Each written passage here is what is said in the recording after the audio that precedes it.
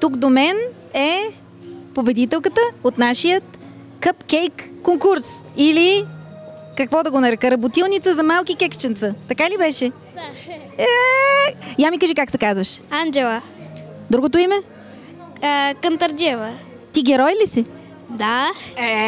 Това е най-готиното. Всички сме герои. Я си покажи малко по-близичко кекченцето. Идеално. И как се чувстваш като победителка? Много добре. А за колко време го направи? За малко. Аз просто ми хареса да е с трева.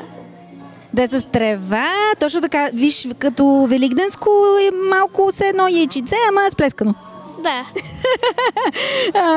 Защо не го хапнеш? Или искаш да му се любоваш още малко? Ще го покажа на моите родители първо и после ще го изям. Първа гордост. Ама ние толкова много снимки му направихме, че постоянно ще бъде около теб май навсякъде това кекченце.